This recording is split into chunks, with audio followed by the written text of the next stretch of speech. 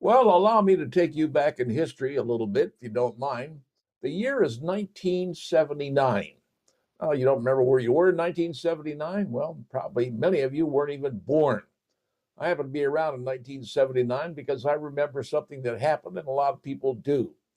It was called the takeover of the American embassy in Iran. Lasted roughly 444 days.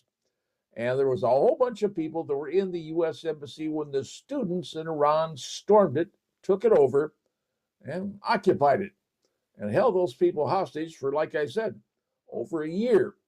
There's a TV show that started back in that day. It was Nightline. A guy named Ted Koppel. You probably don't remember who he was, but that's when the TV show got started. And every night they said, we're going to do this TV show. It's going to cover what's going on in Tehran with the American embassy. And that started the show Nightline. Well, that show lasted some 444 days, or maybe longer than that, until the hostages in America were, in fact, released. Now, why were they released? Well, as it turns out, all of this happened during the administration of Jimmy Carter. And Ronald Reagan was running for president back in that particular era, and he won very, very big. But one of the things he did during that period, after you win the election and you take the oath of office, normally if you win in November, you don't take the office until, January 20th of the next year. Well, during that time, when the Reagan administration was getting themselves settled in to come into office, the transition was going on, they called it. And one of the things that the Reagan administration did through what we call back channels, which means talking to somebody, but nobody knows you're doing it, is the Reagan administration said, hey, here's the deal. You release our hostages, or we're going to turn your country into glass. And the day the administration was sworn into office, January 20th, I believe it was, Ronald Reagan was taking the oath of office, right? That's what he was doing. Well, on that exact same time, the Iranians released the American hostages, and they all flew back to the United States, back into the arms of America. All right. So that's when the students took over Iran from the Shah of Iran, who was, well, he and his wife were the ruling emperors, the royalty, if you will, in the country of Iran, because Iran had been ruled as a country, like a lot of countries were, and frankly, countries are today. So the Shah was driven out. He and his wife were driven out. They ended up coming to America, but he passed away from an illness some years later. However, he has a son. I'll tell you about that in a moment. But anyway, so here the Iranians decided to take over the country from the Shah. But then, back in those days in the 1970s, Iran was becoming a very Americanized country. I mean, the education, the way the people dressed, the way the people looked, they were, well, a lot like us. And Iran was very close to Israel. They were close to the United States. Pretty much got along with everybody because they were ruled by, well, a royal family. All right. So from 1979 till when they turned the hostages over, well, suddenly the cleric, the almighty cleric, decided to return from exile. And he then became the ruler, once again, the ruler of Iran.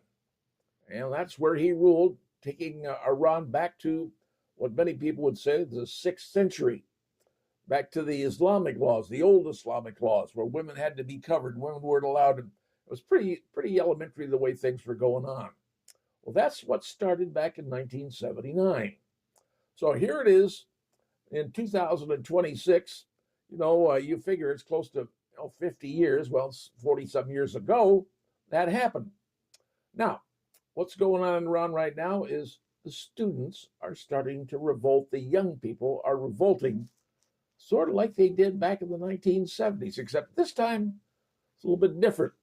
It isn't because of the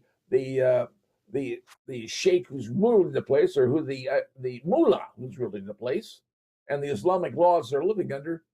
It's because their economy has gone to heck in a handbasket. Iran's been trying to wage war against the Israelis, against anybody else that was fighting against them. They're supporting proxy wars going on. All this stuff's been happening.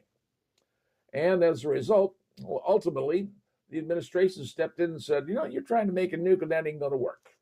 So they, sent over the bombers, and we bombed the place and basically destroyed their their bomb-making capabilities as far as making uranium into whatever the products they need to make atomic bombs. Okay, all that happened, and ultimately the economy of Iran has gone into the toilet. Prices have gone up dramatically. Food, everything has gone up. I mean, 70% up on food. Your food went up 70%. People are complaining here about going up 2, 3, 9% back during the COVID era. In Iran, it's gone to 70%. Iranians are not happy about that. And, well, they don't like what's going on because they feel they're being mistreated because one of the things they got into Iran was the internet. Well, the internet has a way of affecting a lot of folks. And the internet, you get to see what's going on in the rest of the world. You get to understand what's happening in the rest of the world. You can see what's happening in other countries. You can talk to other people. You can have discussions with other people. There's forums out there. You can do a lot on the internet. So that happened. And Iran got the internet. They got cell phones. They could talk to their friends. They could talk to people in other countries with their cell phones. They can do all those things, except they're ruled like they were in the 6th century. Now, they started getting upset.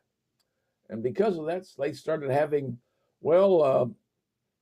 activists going on. Call them what you will, but they were activists. And the activists started getting more and more people getting involved.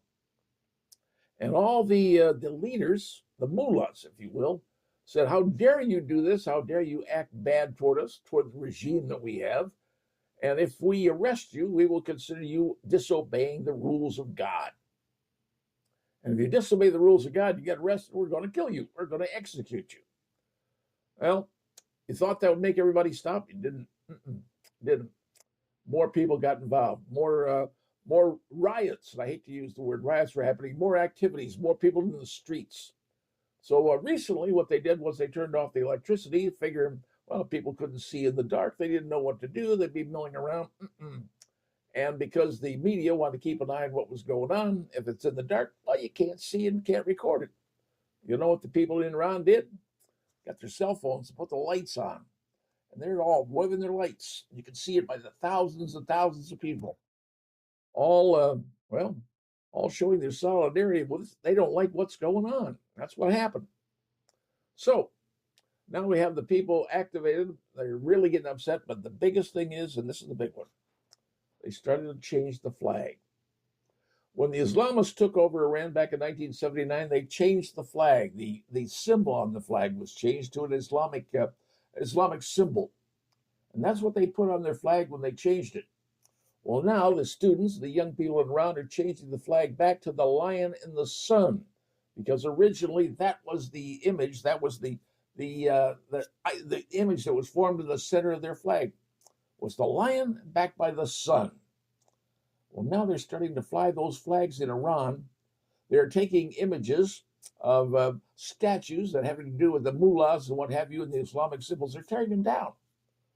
And they're putting up the old Iranian flag. And it just so happens that in the embassy in London, they've also changed the flag to the old Iranian flag. Now, the president says, we're all behind the people in Iran. We're going to support them.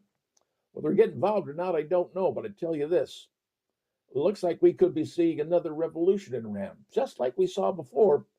But this time, the young people want to get back and say, hey, we want to be part of the world, not the 6th century. And they're starting to prove it. And ultimately, they may. And you may see them really revolt.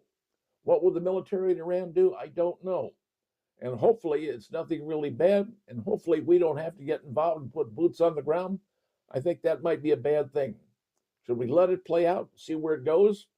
Well, that's about all we've got to do. There's not much else we can do, and wait and see what happens. Well, earlier I told you about the Shah of Iran had a son. Well, that son is still around, and he's sort of been Americanized.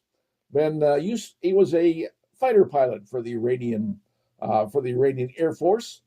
He was trained in the United States, and he speaks English quite well. And he happens to be very friendly to the United States as well as the countries in Europe, including Israel. Well, anyway, the Shah's son was asked if the students take over the country and they invite him to come back to the country and rule, would he would he allow a democratically elected government to take its form. He's indicated in an interview, he just said, yes, we'll get it done. It may take a couple of years to get everything sorted out where we can finally get a democratically elected government to put in the country of Iran and run it that way instead of being run by the Ayatollah Khomeini like it was. So, will that happen if the students take it over? Well, once again, as I said, time could determine that. May take a year, maybe take it two to get it done, but he said free and fair elections will be held. Will that happen? We certainly hope so. But now you understand what's going on in Iran. The students take it over, and they invite the son of the Shah back to run the government until such time a democratically arranged government could come into place to represent all the people in the country of Iran. And maybe, just maybe, the Middle East could settle down. And the wars that have been going on in the Middle East could in fact be resolved and stopped.